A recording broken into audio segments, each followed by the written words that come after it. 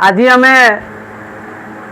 Article A N O दी प्रयोग विषय जानिबा। जदि कौन सी वर्ड रो फास्ट लेटर कॉन्सोनेंट साउंड आने ता पूर्वर आम आर्टिकल ए रो यूज करवा। आउ जदि कौन सी वर्ड रो फास्ट लेटर भावेल साउंड आने ता पूर्वर आम आर्टिकल एन रो यूज करवा। आउ जदि कौन सी word one of a kind होइतिबो किंबा यूनिक होइतिबो ता पूर्वर आम आर्टिकल दी रो यूज करवा।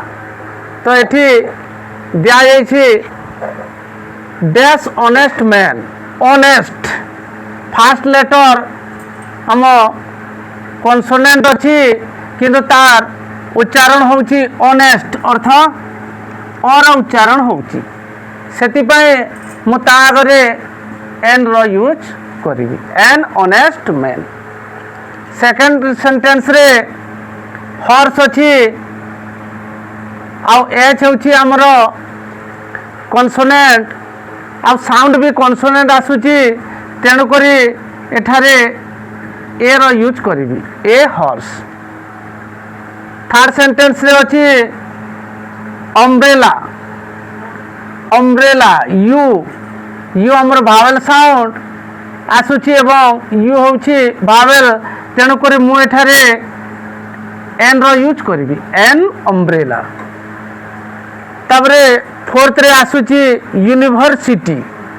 यू होउछि हमर भावेल किंतु ता उच्चारण कला बेले हे जाउछि यू। आउ एटा हेउछि कॉन्सोनेंट साउंड तेणु मु एठारे ए यूनिवर्सिटी कहिबि। तबरे एम एल ए एटा कॉन्सोनेंट किंतु साउंड हेला बेले भावेल साउंड होउछि एम एम होउछि ए रो उच्चारण होउछि तेणु करी मु ता पूर्वरु एन रो यूज करिवि एन एम एल ए। तापर सिक्स्थ रे अछि डीएसपी। डी हेउछि हमर कॉन्सोनेंट एवं साउंड भी कॉन्सोनेंट साउंड आनुछि तेणु करी ता पूर्वरु मु ए डीएसपी लगे ए लगेबी ए डीएसपी हे जिवो। सेवेंथ रे अछि सन और मून और वेदर।